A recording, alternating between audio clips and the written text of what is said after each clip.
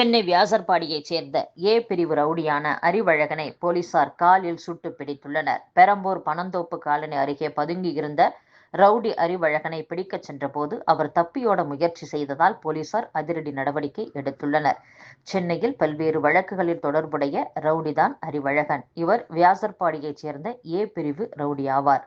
பல்வேறு வழக்குகள் நிலுவையில் உள்ள நிலையில் முக்கிய வழக்கு ஒன்றிற்காக அறிவழகனை போலீசார் தேடி வந்தனர் என்பது குறிப்பிடத்தக்கது. சாலை ஆய்வாளர் பதவி முடிவுகள் குறித்து வதந்தி பரப்ப வேண்டாம் என்று டிஎன்பிஎஸ்சி வேண்டுகோள் விடுத்துள்ளது. சாலை ஆய்வாளர் பதவிக்கு தேர்வெழுதிய என்ஜினியர்களின் தேர்வு முடிவுகள் வெளியாகவில்லை. தேர்வெழுத அனுமதித்துவிட்டு முடிவுகளை வெளியிடாததில் மோசடி நடந்துள்ளது என்று என்ஜினியர்கள் குற்றம் சாட்டினர். இது குறித்த வீடியோக்கள் வேகமாக பரவி வருகின்றன.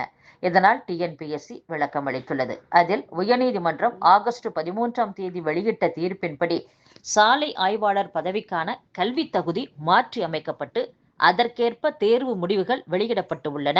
அதனால் டிஎன்பிஎஸ்சி மீதுள்ள நம்பிக்கையை குறைக்கும் வகையில் யாரும் தவறான தகவலை பரப்ப வேண்டாம் என்று தெரிவிக்கப்பட்டுள்ளது.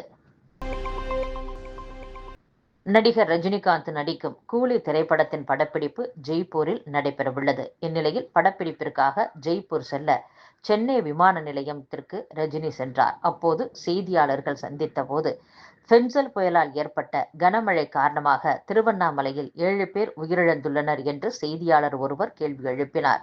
அதற்கு ரஜினிகாந்த் எப்போ என்று கேட்டார். இதற்கு நிலச்சரிவில் சிக்கி உயிரிழந்துள்ளனரே என்று செய்தியாளர் கூறியதும் ஓ மை காட் சாரி என்று ரஜினி வருத்தம் தெரிவித்துவிட்டு சென்றார்.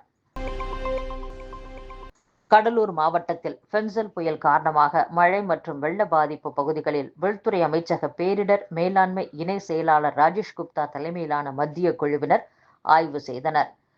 அப்போது மழை வெள்ள பாதிப்பு பகுதிகள், சேதங்கள், மீட்பு நடவடிக்கைகள், நிவாரணப் பொருட்கள் வழங்கிய விவரங்கள் வீடியோ பதிவுகளாக மத்திய குழுவினருக்கு திரையிடப்பட்டு காண்பிக்கப்பட்டது. இதில் சிறப்பு கண்காணிப்பு அலுவலர் ககன்தீப் சிங் பேடி, வருவாய் நிர்வாக ஆணையர் ராஜேஷ் லகானி, அரசு முதன்மை செயலர் அமுதா, மின் பகிர்மான கழக தலைவர் நந்தகுமார், மாவட்ட கண்காணிப்பு அலுவலர் மோகன், மாவட்ட ஆட்சியர் சிபி ஆதித்யா செந்தில்குமார் மற்றும் அதிகாரிகள் இடம்பெற்றிருந்தனர். 8 முறை முதலமைச்சரை சந்தித்தும் கோரிக்கைகள் நிறைவேறாததால் போராடுவதை தவிர வேறு வழியில்லை என்று தமிழ்நாடு அரசு ஊழியர் சங்கத்தினர் எச்சரிக்கை விடுத்துள்ளனர். அரசு ஊழியர்களுக்கான சரண்டர் விடுப்பு ஒப்படைப்பு 2021ஆம் ஆண்டில் காலவரையின்றி முடக்கப்பட்டது.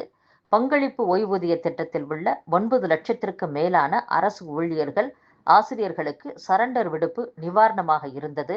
அதிமுக ஆட்சியில் ஓராண்டும் பின்னர் காலவரையின்றியும் முடக்கப்பட்டதால் இனி தனியார் முகமை மூலமே சி மற்றும் டி பிரிவு ஊழியர்கள் நியமனம் என்பது அரசு கொள்கையாகிவிட்டது. இது சமூக நீதி கொள்கைக்கு எதிரானது.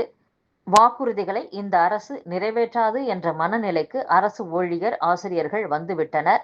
முதலமைச்சரை 8 முறை சந்தித்து பேசி வலியுறுத்தியுள்ளோம். அதன் பின்னும் நிறைவேறாததால் சக்திமிக்க போராட்ட நடவடிக்கையில் ஈடுபடுவதை தவிர வேறு வழி இல்லை.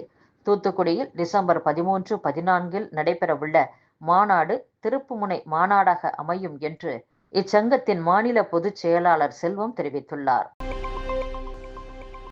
அகவிலைப்படி உயர்வுக்கான அரசு உத்தரவை பாரபட்சமாக செயல்படுத்துவதாக அரசு செயலர் மீது குடிநீர் வடிகால் வாரிய ஓய்வூதியர்கள் குற்றம் சாட்டியுள்ளனர். திமுக கூட்டணியை சிதறடிக்க வேண்டும் என்பதுதான் எதிர்க்கட்சிகளின் செயல் திட்டமாக உள்ளது என்று விடுதலை சிறுத்தைகள் கட்சி தலைவர் திருமாவளவன் தெரிவித்துள்ளார். விசிக மதசார்பற்ற முற்போக்கு கூட்டணியில் அங்கம் வகிக்கிறது. தேசிய அளவில் இண்டி கூட்டணியில் இடம்பெற்றிருக்கிறது. புதிதாக ஒரு கூட்டணியில் நாங்கள் இடம்பெற வேண்டிய தேவையே எழவில்லை. விசிக கட்சி குறிவைக்கப்படுகிறது என்பதை விட திமுக கூட்டணி கட்டுக்கோப்பாக இருக்கக்கூடாது, அதனை சிதறடிக்க வேண்டும் என்பது அனைத்து எதிர்க்கட்சிகளுக்கும் செயல் திட்டமாக உள்ளது. அதிமுக பாஜகவினரின் நோக்கம் தொடர் வெற்றி பெறும் திமுக கூட்டணி வரும் சட்டசபை தேர்தலில் வெற்றி பெறக்கூடாது என்பதுதான். கூட்டணியில் எங்களுக்கு எந்த ஒரு அழுத்தம் கொடுத்தால் இணங்கும் சூழலிலும் நாங்கள் இல்லை என்றும் விக்கிரவாண்டி மாநாட்டில் விஜய் திமுகவை முதன்மை எதிரி என்று வெளிப்படையாக அறிவித்துள்ளார். இந்நிலையில் நான் அரசியல் பேசாமல் நூல் வெளியீட்டு விழாவில் இருந்தால் கூட அரசியல் ஆகிவிடும். இதற்காக காத்திருப்போருக்கு தீனி போட நான் விரும்பவில்லை. நானும் விஜயும் ஒரே மேடையில் நின்றிருந்தால் அதை வைத்து அரசியல் சூதாட்டம் ஆட விரும்புவோர் தமிழக அரசியல் களத்தில் கலவரத்தை உருவாக்கி விடுவர். அதற்கு இடம் தர நான் விரும்பவில்லை. விசிகவின் துணை பொதுச் செயலாளர்கள் 10 பேரில் ஒருவர் ஆதவ் அர்ஜுனா. துணை பொதுச் செயலாளர்கள் கட்சி கட்டுப்பாட்டை மீறும் போது உயர்நிலை குழுவில் விவாதித்து முடிவு எடுக்க வேண்டும். குறிப்பாக விசிகவில் தலித் அல்லாதவர்கள் எந்த பொறுப்பில் இருந்தாலும் அவர்கள் மீதான குற்றச்சாட்டுகள் எந்த அளவுக்கு முகாந்திரம் உள்ளவை என்பதை உறுதிப்படுத்தி நடவடிக்கை எடுக்க வேண்டும் என்பதை ஒரு நடவடிக்கையாக கொண்டுள்ளோம். ஆதவ் அர்ஜுனாவின் அண்மைக்கால செயல்பாடுகள் கட்சி நலன்களுக்கு எதிராக இருக்கிறது என்பதை முன்னணி தோழர்கள் தலைமையின் கவனத்திற்கு கொண்டு வந்துள்ளனர். இது தொடர்பான முடிவை விரைவில் அறிவிப்போம் என்றும் திருமாவளவன் பேசியுள்ளார். நாட்டின் எல்லையை பாதுகாக்கும் வகையில் எல்லை பகுதிகளுக்கென தனியாக ட்ரோன் எதிர்ப்பு படைப்பிரிவு உருவாக்கும் முயற்சி நடைபெற்று வருகிறது என்று மத்திய உள்துறை அமைச்சர் அமித்ஷா தெரிவித்துள்ளார்.